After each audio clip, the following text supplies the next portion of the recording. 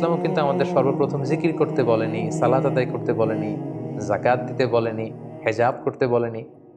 ইসলাম সর্বপ্রথম আমাদেরকে যে বিষয়ে উদ্বুদ্ধ করেছে সেটা হচ্ছে জ্ঞান অর্জনের প্রতি আমাদেরকে উৎসাহিত করেছে, লার্নিং এর প্রতি উৎসাহিত করেছে, স্টাডি করা, রিসার্চ করা, এগুলোর ব্যাপারে উৎসাহিত করেছে। এবং এটার একটা ইন্সপায়ারেশন কিন্তু আমরা সৈয়দনা ইদ্রিস আলাইহিস সালামের জীবনী থেকে পাই।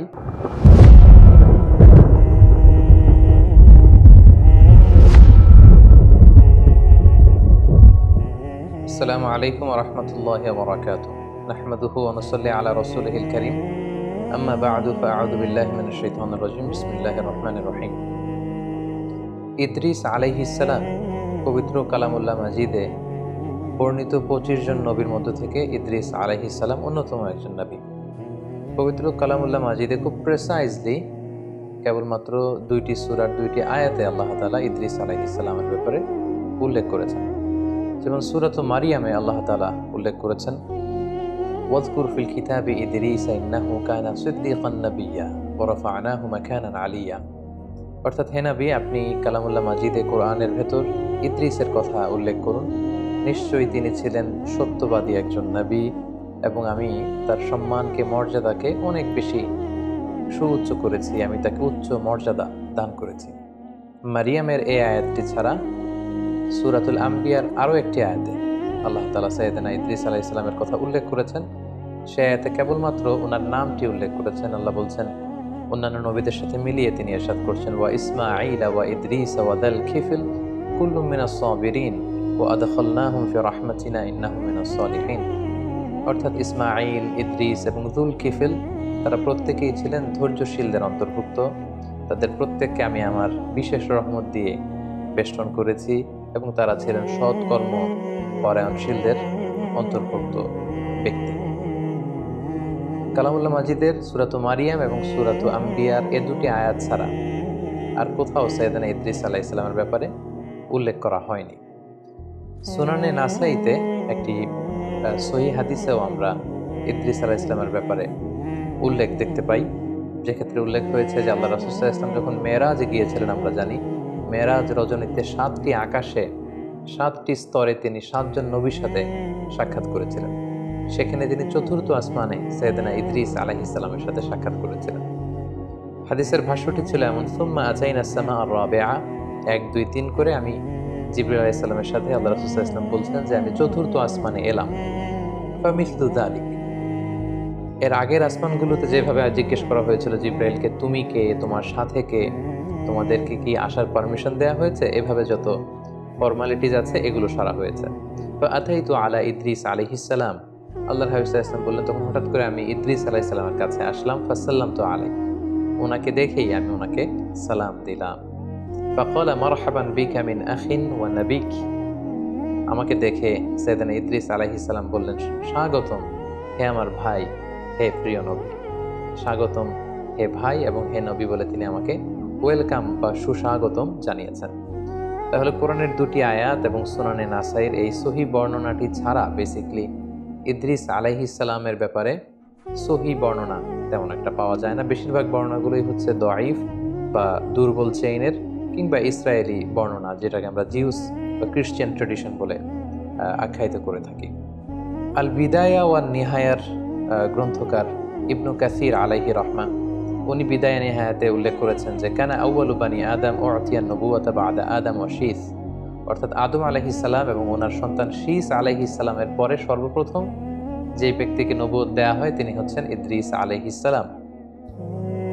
এবং নূহ আলাইহিস সালাম, উনি কি ইদ্রিস আলাইহিস সালামের আগে পৃথিবীতে নবী হয়ে এসেছেন নাকি ইদ্রিস আলাইহিস সালাম নূহ আলাইহিস সালামের আগে পৃথিবীতে এসেছেন, এ নিয়ে গবেষকদের মধ্যে মতানৈক্য রয়েছে। কেউ কেউ বলেন যে নূহ আলাইহিস সালাম এসেছেন ইদ্রিস আলাইহিস সালামের পরে, কেউ কেউ বলেছেন নূহ আলাইহিস সালাম এসেছেন ইদ্রিস আলাইহিস সালামের আগে। অনেকে বলে থাকেন যে ইদ্রিস নামটি এসেছে মূলত আদ-দিরাসা থেকে, কারণ আরবিতে দারাসা ইয়াদরুসু মানে হচ্ছে টু স্টাডি, পড়া, অধ্যয়ন করা। ইদ্রিস আলাইহিস সালাম উনি খুব বেশি পড়াশোনা করতেন। ওনার আগের নবী শীস আলাইহিস সালাম এবং আদম আলাইহিস সালামের উপর যে সহিফাগুলো আল্লাহ তাআলা নাজিল করেছিলেন, এই সহিফাগুলো উনি খুব বেশি স্টাডি করতেন, খুব পড়তেন, খুব অধ্যয়ন করতেন। এজন্য ওনাকে ইদ্রিস নামে নামকরণ করা হয়েছে। সৈয়দনা ইদ্রিস আলাইহিস সালাম ইরাকের বাবেল নগরীতে জন্মগ্রহণ করেন এবং পরবর্তীতে তিনি দাওয়া কাজে মিশরে গমন করেন এবং সেখানেই তিনি তাওহীদের দাওয়াত মানব মণ্ডলীর কাছে তিনি ছড়িয়ে দিয়েছেন। এবং সহিহ ইবনে হিব্বানের এক বর্ণনা অনুযায়ী আমরা জানতে পারি যে আল্লাহ তাআলা সাইয়েদনা ইদ্রিস আলাইহিস সালামের উপর 30টি সহিফা তিনি নাজিল করেছিলেন। সহিহ ইবনে হিব্বানের আরও একটি বর্ণনা থেকে আমরা আরও জানতে পারি, যেটি বিখ্যাত ঐতিহাসিক ইবনে ইসহাক ওনার গ্রন্থে উল্লেখ করেছেন যে ইদ্রিস আলাইহিস সালাম হচ্ছেন আউয়ালু মান খাত্তা বিল কলাম, পৃথিবীতে সর্বপ্রথম যিনি কলমের ব্যবহার করেছেন, কলম দিয়ে কালি দিয়ে যিনি সর্বপ্রথম পৃথিবীতে লেখালেখির প্রচলন ঘটিয়েছেন সেটা হচ্ছেন ইদ্রিস আলাইহিস সালাম। পাশাপাশি ওয়াখাতাস সিয়াব, সর্বপ্রথম যিনি কাপড় সেলাই করেছেন, সুতা দিয়ে সুই দিয়ে কাপড় সেলাই করা, এই বুনন শিল্পের যে আবিষ্কার বা প্রচলন, এটাও সাইয়েদনা ইদ্রিস আলাইহিস সালামের মাধ্যমেই হয়েছে। এই যে বর্ণনাগুলো আমরা এখানে উল্লেখ করলাম, এগুলো ছাড়া সাধারণত আর যত বর্ণনা সাইয়েদনা ইদ্রিস আলাইহিস সালামের ব্যাপারে পাওয়া যায় এসবই হচ্ছে ইসরায়েলি বর্ণনা। বিশেষ করে ওরাফা'নাহু মাকানান আলিয়্যা, আমি ইদ্রিসের মর্যাদাকে অনেক বাড়িয়েছি, অনেক সুউচ্চ মর্যাদার আসনে তাকে আমি আসীন করেছি। এ আয়াতের বর্ণনায় অনেক ইসরায়েলি এ আয়াতের ব্যাখ্যায় অনেক ইসরায়েলি বর্ণনা পাওয়া যায় যে ইদ্রিস আলাইহিস সালাম ও ঈসা আলাইহিস সালামের মতো জীবদ্দশায় ওনাকে আল্লাহ তাআলা আকাশে নিয়ে গিয়েছিলেন। একজন ফেরেশতার পাখায় ভর করে তিনি আকাশে চলে গিয়েছিলেন এবং সেই আকাশে বা জান্নাতে ওনার ইন্তেকাল হয়েছে, এই পৃথিবীতে তিনি ইন্তেকাল করেননি। এই বর্ণনাগুলো আসলে কোনো ইসলামিক ট্রেডিশন থেকে আমরা পাই না, এগুলো ইসরায়েলি বর্ণনা থেকে আমরা পাই। ফলে ইদ্রিস আলাইহিস সালামের এই জীবন কাহিনী যখন আমরা বর্ণনা করব, এক্ষেত্রে ইসরায়েলি বর্ণনার ভূমিকা ইসলামে কতটুকু এবং ইসরায়েলি বর্ণনা এটাকে গ্রহণ করা যাবে কি যাবে না, এ ব্যাপারে ইসলামী শরিয়ার হুকুম কি, এই বিষয়টি আমাদের কাছে স্পষ্ট হতে হবে সম্মানিত সুধী। এ পর্যায়ে আমরা হুকমুল ইসরাইলিয়াত, ইসরায়েলি যে বর্ণনাগুলো আছে, যেগুলো বাইবেলে আছে, ওল্ড টেস্টামেন্টে আছে, বা যেটাকে আমরা তালমুদ বলছি, অর্থাৎ ইহুদি এবং খ্রিস্টানদের যে বর্ণনাগুলো, সেগুলোর ব্যাপারে আমাদের ভূমিকা কি হবে। যেমন কোরআন হচ্ছে আমাদের কিতাব, আর আল্লাহ রাসূল সাল্লাল্লাহু আলাইহি ওয়াসাল্লামের বর্ণিত কথাগুলোকে আমরা হাদিস বলছি। আমাদের আগে ইহুদি খ্রিস্টানদের অনেক নবী পৃথিবীতে এসেছিলেন, তাদের কাছে যে কিতাবগুলো এসেছিল আল্লাহর পাঠানো কিতাব, এবং সে সমস্ত রসুলরা যে সমস্ত কথাগুলো বলেছেন, তাদের নবীর যে হাদিস, এগুলোই বেসিকলি ইসরায়েলি বর্ণনা। ইসরায়েলি বর্ণনার ক্ষেত্রে খুব সোজাসাপটা 3টি কথা। 1 নম্বর কথা হচ্ছে, ইসরায়েলি বর্ণনার ক্ষেত্রে যদি কোরআন এবং সুন্নাহ সেই ব্যাপারটিকে অনুমোদন করে, সেটাকে সাব্যস্ত করে, সেটাকে সাপোর্ট করে, তাহলে সে সমস্ত ইসরায়েলি বর্ণনা নেওয়া যাবে, সেটাকে গ্রহণ করাতে কোনো সমস্যা নেই, এটা মাকবুল। 2 নম্বর কথা হচ্ছে, ইসরায়েলে যে সমস্ত বর্ণনার বিপরীত বর্ণনা কোরআনে পাওয়া যায়, অথবা কোরআন এবং সুন্নাহ ইসরায়েলি বর্ণনার যে তথ্য, এই তথ্যকে অপোজ করছে, এটাকে অস্বীকার করছে, বরং তার ভিন্নধর্মী বর্ণনা কোরআন এবং সুন্নায় পাওয়া যাচ্ছে, সেক্ষেত্রে ইসরায়েলি বর্ণনাকে রিজেক্ট করতে হবে, এটাকে অ্যাকসেপ্ট করা যাবে না। তাহলে প্রথম হচ্ছে, ইসরায়েলি বর্ণনার যে তথ্যগুলোকে কোরআন সুন্নাহ সাপোর্ট করে সেটা মাকবুল, সেটা গ্রহণযোগ্য, এটা গ্রহণ করা যাবে। দ্বিতীয়ত, ইসরায়েলি বর্ণনার কোনো তথ্যের বিপরীত বর্ণনা যদি কোরআন সুন্নায় পাওয়া যায়, সেক্ষেত্রে কোরআন সুন্নাহকে গ্রহণ করতে হবে, ইসরায়েলি বর্ণনা সেটা হচ্ছে মারদুদ, প্রত্যাখ্যাত, রিজেক্টেড। 3 নাম্বার হচ্ছে, ইসরায়েলি কোনো বর্ণনায় যদি এমন কোনো কথা বা এমন কোনো তথ্য, এডিশনাল ইনফরমেশন পাওয়া যায়, যেটার ব্যাপারে কোরআন সুন্নায় কিছুই বলা হয়নি, হ্যাঁও বলা হয়নি, নাও বলা হয়নি, এটাকে সাপোর্টও করা হয়নি, এটাকে অপোজও করা হয়নি, সেক্ষেত্রে আল্লাহ রাসূল সাল্লাল্লাহু আলাইহি ওয়াসাল্লাম বলেছেন, হাদ্দিসু আন বানি ইসরাঈল ওয়ালা হারাজ, তোমরা চাইলে বনি ইসরায়েলের এই বর্ণনাগুলোকে তোমরা বর্ণনা করতে পারো, এতে কোনো সমস্যা নেই। তো সেক্ষেত্রে আমরা তাসদীক এবং তাকযীব কোনোটাই করতে পারবো না। আমরা খুব আজমাতের সাথে বলতে পারবো না যে সুলাইমান আলাইহিস সালামের সময়কালে এই ঘটনাটা ঘটেছিল, এ ব্যাপারে কোরআন সুন্নায় কিছু নেই, ইসরায়েলি বর্ণনায় এটা পাওয়া যায়, সো এটা সত্য না, এটা সত্য, এটা বলা যাবে না। আবার এই বর্ণনাটা মিথ্যা, এটা ডাহা মিথ্যা কথা অনেকে এরকম বলে বেড়ায় যে এটা ইসরায়েলি বর্ণনা, এটা তো মিথ্যা না, এটাকে মিথ্যাও বলা যাবে না।